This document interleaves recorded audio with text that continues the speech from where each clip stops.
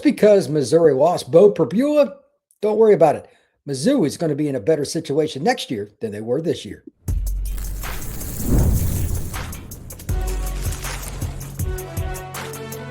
You are Locked On College Crossover, part of the Locked On Podcast Network.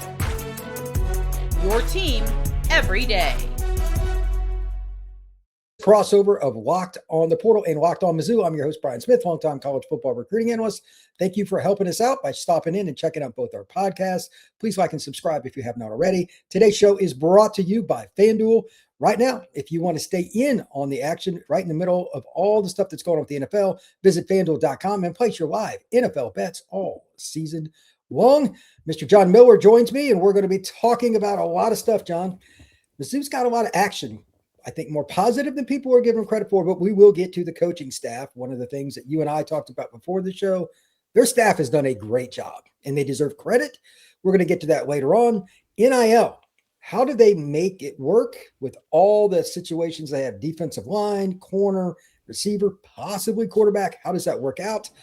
Matt Zollers, is he the guy in 26 or do you need to take a portal quarterback? We're going to start off with that. I think, John, that Mizzou is going to be in a better situation because, as I told you right before the show, I'm looking at my stats. I'm still surprised by this, but it's true. Beau Pribula, 5 out of the 10 games, was under 60% as a passer.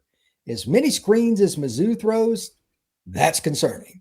Yeah. And it's not like they were void of talent at wide receiver at all. So am I a jerk to say that Missouri is going to be better off without him? Or where do you stand on that? I mean, you're the host of Locked On Missouri. Sure. You know the program well. What's your take? Well, the thing is, the way Missouri's passing game ended the season, especially the back half of the season, really Alabama and on, let's say, it really can't get any worse. That's the thing. So I think whether it is another quarterback, and it's certainly going to be another offensive coordinator, Kirby Moore, now the head coach at Washington State, I think you're going to see a different look. There's no doubt about that. And I think the interesting question for me with Zollers is, how much faith does Missouri have in him heading into 26? Because what does the quarterback market look like in the portal? Can you even afford to take a big-time starter if you're Missouri? Because quarterback's far from Missouri's only need here. You've got wide receiver. You need at least a couple players there in the portal, I'd say. Same thing with offensive line. Corner, you need maybe 2 or 3 guys at corner with all the departures that you have there. Also interior defensive line. What do all these positions have in common, Brian? Well, they're all expensive. They're premium positions. So in this new world of college football, you almost have to manage the salary cap now. And I think if you're going to get the most out of this Missouri roster in 2026, it's pretty obvious that the best way forward is for Matt Zollers to be good and for Missouri to look for a depth piece at quarterback. Think of Drew Pine, for example, from a couple years ago. Guy's going to come in, maybe be a solid veteran backup. But I almost think Missouri, by the necessity of their situation, has to roll with Matt Zollers. We'll see what happens, though. You never know what happens in the portal. That is true. Just to put things in perspective, if you believe the rumors, the Mestamaker kid that's at North Texas that's transferring, he was unbelievable. They threw for 4,000 yards or whatever. He reportedly turned down $3.5 million to go to Indiana. Wow. Turned it down. Wow. So I'm guessing that most of the top end quarterbacks, unless you just, this is the problem. Let's say that they want to spend that kind of money. I'm just hypothetically going here. I think 5's the number now, like $5 million. For the elite guy, that's where it's somewhere between 3.5 and 5, depending on the school, what you're working with, what's the O-line, there's a million factors. 3.5 is the bottom end. So sure. could you take a 1-year guy if Damon comes back at defense? We'll get into him in a minute. That's Damon Wilson's very important. But could you take a guy like that, make a run at the SEC title game? Yeah. But would you lose Matt Zollers in the like there's so many little things with it because you don't want to have to go portal every freaking year. Not at all. Because it's too expensive. Even if Missouri's got a lot of NIL money. It's very fortunate. Right. But you don't want to throw it away. Sure. So I think I don't want them to go Drew Pine. They need to do better than that. But I get your point. He couldn't hit the broadside of the ocean if he was swimming in it. But they need somebody. Hey, beat Oklahoma. That's all that matters. That is true. It's ironic that we're in this situation, but the portal quarterback group is really good so far. You think so? See, that Oh, was my question. What is the quarterback market looking like? it's tremendous. Now, Well, see, if that's the case, then I do think it's more likely maybe Missouri. You've got to at least kick the tires. You got to at least consider it, because this is an every year kind of sport now. You can't just, in a lot of years, you might think, well, this might be a transition year for Missouri. I don't think you can have transition years in the SEC anymore. At least I don't think that's how Eli Drinkwitz looks at any season, especially with the portal, with at least a solid NIL game, well above average as Missouri, without a doubt. So yeah, I just don't think they're looking at throwing away seasons, especially now we're moving to the 9-game schedule. This is about this 26 season, at least for the next 3-year cycle, 4-year cycle here. This is about as advantageous of a schedule as Missouri is going to have. They got 5 SEC home games, and the road games are at least manageable. So whereas in 27, it's just absolute brutality. Missouri's 5-game road maybe SEC you do go schedule. for that guy. So I think you just have to go for it every single year. I don't think there is such a thing really as let's throw this season away, even if you're a well-established guy like Eli Drinkwitz. He's making roughly $10 million a year. Yep. That doesn't come with the price tag on the side that says, and it's okay to go 6-6. Right. I don't think that's how he's looking at it at all. No. Here are the guys that are in off the top of my head. And as we do this podcast on an early Friday afternoon, this list going to be changing as John and I do this pod. For anybody who listens to this later, full disclosure, Brendan Sorsby at Cincinnati. He's my number one guy because his floor is so high, 600 and some rushing yards, and he's like 3,000 yards passing at Cincinnati. Right. They don't have the same talent. Like if he played at Missouri this last year, you guys would be in the playoff. 100%. That's quite possible. Yeah, I mean, totally agree. so Certainly with close. a better passing game, Missouri would have been there. If you win just 2 more games through the first 8, they were just so close. But that's why these guys command the dollars. They do. Sam Leavitt, that's self-explanatory. Arizona State, if he's healthy, he's got the Liz Frank injury that gives me a little pause, but he's very talented. Josh Hoover just got in the portal from TCU. Yep. Super passer. Dylan Raiola. I don't know if you want all the baggage with the family, but he's 70-some% back. He can throw it. He just can't run. So that probably doesn't fit. Kenny Minchie from Notre Dame would be, I think, about as perfect a fit. Superb athlete. He can do a backflip without any effort. He's an incredible athlete, doesn't have much experience. I don't think they'll go this route, but DJ Wagway's in the portal. He's been banged up. I don't think he wants to run that much anymore, but he can run. And I've been around him. Great kid. And has he gotten the shoulder surgery yet? That's my question, because I think he needed to get that I don't know, 6 months ago. I hate to say it. I agree. Aiden Childs, the kid from Michigan State. He's another guy, 6'3", 225. He has a cannon. But I would assume he would get better coaching at Missouri. I'm not trying to be mean, but Michigan State, that thing just went off the rails. Yeah. Colton Joseph would be, to be honest, the most perfect quarterback out of this entire list. He played at Old Dominion, which obviously isn't a great program, but against Indiana, he ran for 179 yards. Indiana's defense is insane. Absolutely legit this year. So that would be a guy. Caton Hauser, the guy that was at East Carolina, another guy that could run, to be mobile. He's an experienced guy. That's just the starting, and we're not done yet. Wow. There are several starters that are trying to cash in. So if you want to go the one-hit wonder, it's possible, or you could take a guy like Colton Joseph. He's got 2 years. There's a lot of ways you could go with this. I'd be curious to see what Mizzou does. It makes it really, really intriguing. So that brings up the second question. We're going to talk about this with quarterback and other positions in the next segment. John, I want you to kind of ponder this as we get ready to go in. How much is Missouri really ready to go in, especially with what John said a minute ago? I didn't know. That's why I bring him on the show. If the schedule's a lot easier in 26 than 27, does Mizzou really throw the cash out? We're going to talk about that next, right here on the Portal Podcast crossover with Locked on Mizzou. Today's show is brought to you by Wayfair. The holidays always show up faster than we expect, and if you're still putting together gifts, last-minute decor, or getting your home ready for guests, Wayfair has you covered. Whether you need a quick room refresh, new bedding, or those final seasonal touches, Wayfair makes it easy to get what you need and get them fast. Wayfair truly is your one-stop shop for everything home, decor, furniture, kitchen essentials, and gifts for every style and budget, all delivered quickly and easily.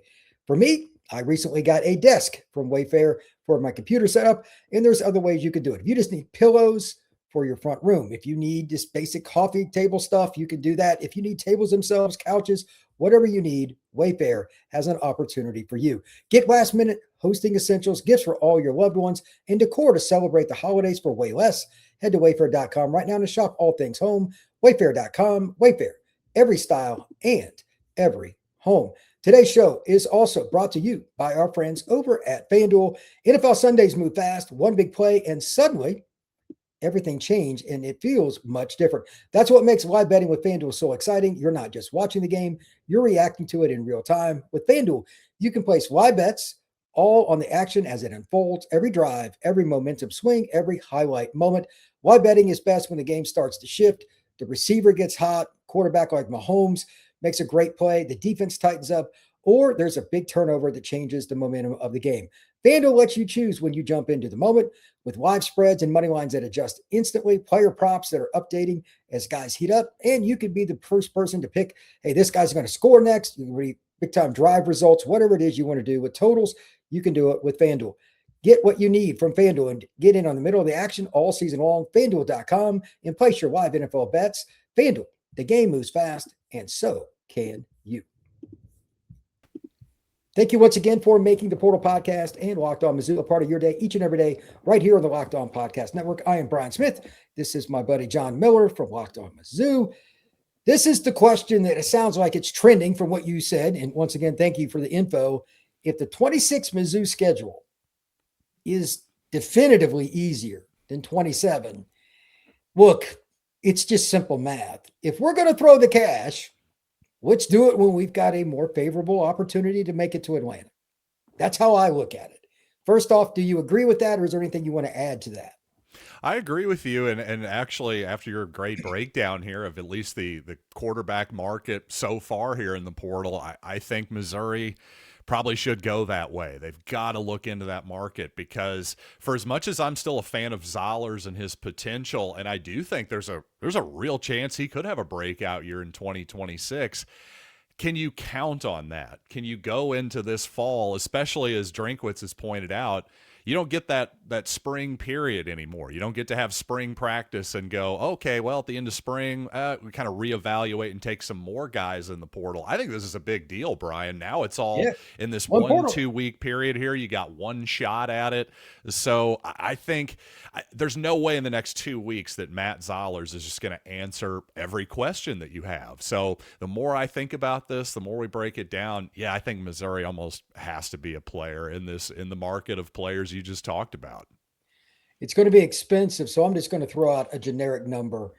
They'll go get one of the guys I mentioned. I'll go through the list again here in a second for those you missed it, or somebody else that gets in. Somebody could be induced into the portal by Oregon or anybody else. Like if Dante Moore leaves, it's bad for everybody else because Oregon's got the deepest pockets.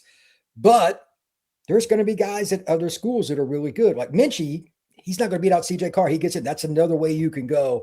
I'm curious. They could spend $4.5 million. Maybe they take two guys. One of them is like your long-term. One of them's the guy this year. If Zollers tells them, hey, if you take a portal guy, I'm gone, they have to take two. There's so many nuances with it. And here's the part that you need to help me with. You kind of told me this before the show. Damon Wilson may or may not go. That's an expensive piece to replace. One that's almost impossible. To that end, and just kind of looking at the stats here that we have, we've got so many ways we can look at this, but it's Missouri's defense this year, man. Did anybody think they were going to be this good? Like with the tackles for loss, Zion Young, like nobody talks about that guy. Yeah. He had 15 tackles for loss, according to CFB stats. Like this group was good. How many guys are back that are quote unquote impact players? Because if you're going to make a run, you got to do something with quarterback. But what about the defense, John? Who do they got to replace here on this defense that we're looking at here? Unfortunately, probably a ton of names, and that's the thing. Like this was a nasty, nasty defense this past fall. But you're looking at Chris McClellan, who was a great player. We didn't even bring him up. Well, he's exhausted his eligibility. Yeah, Damon Wilson very much on the fence, I think, for the NFL. Zion Young, another NFL quality player. I think he's certainly going to be drafted this summer, this late spring, I should say. He's excellent. Josiah Trotter, I mean, he's just made to be an NFL linebacker. Yes, he is. He's going to be there someday. It's just a matter of when. Is he going to wait? Well, this year or the next year? I think it's just going to depend on how the NFL perceives him. But I could see him coming back another year. But at the same time, for the type of player that he is, I don't know that that's going to be a ton of value for him. The thing is, of course, in the NIL world, hey, you can come back and make $1 million or whatever. But I think if I were him, I'd probably be looking at going to the league too.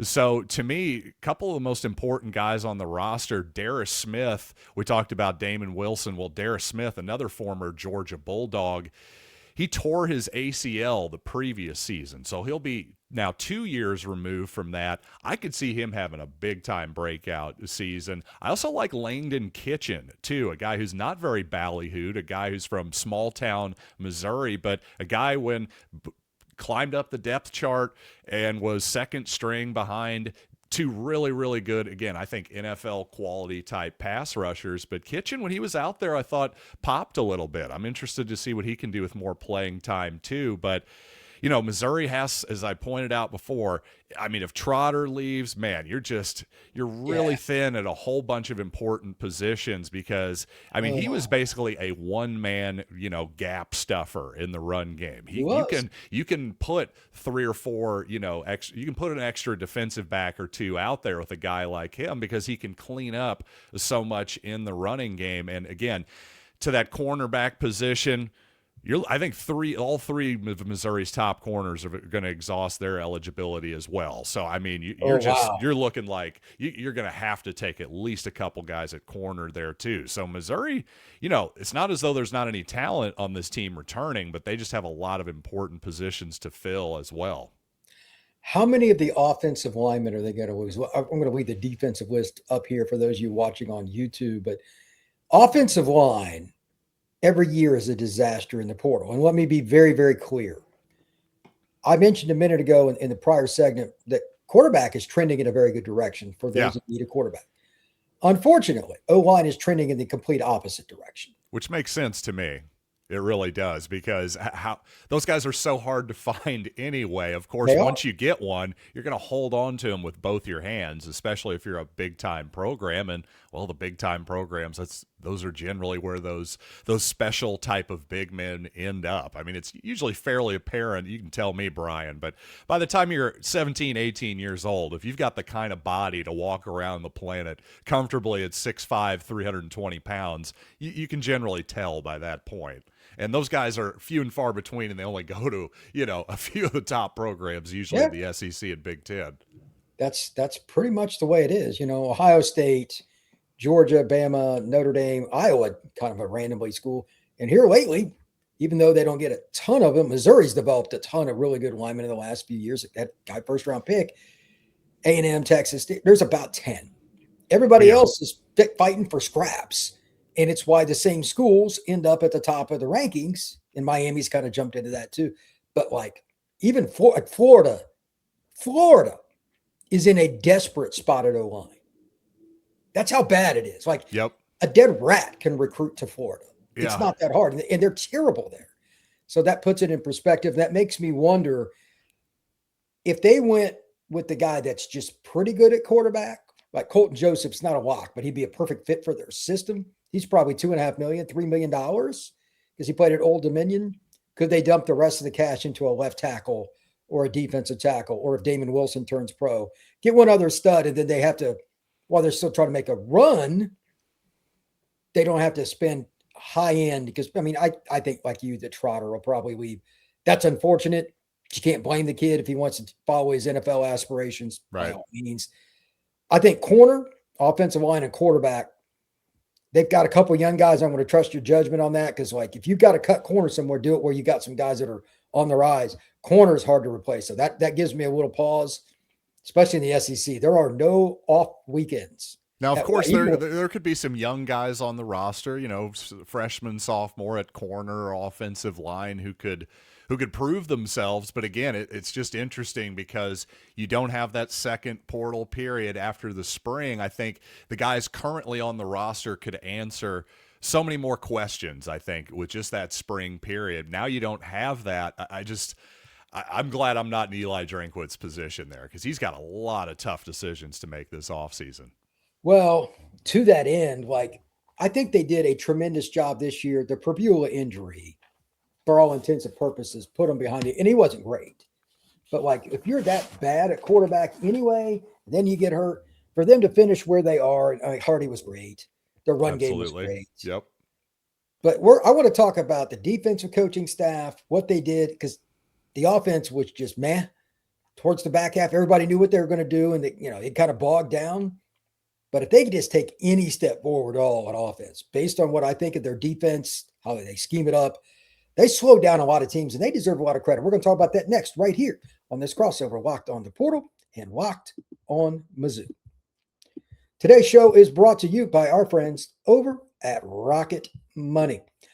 Ever feel like your money is disappearing each month? It happens fast.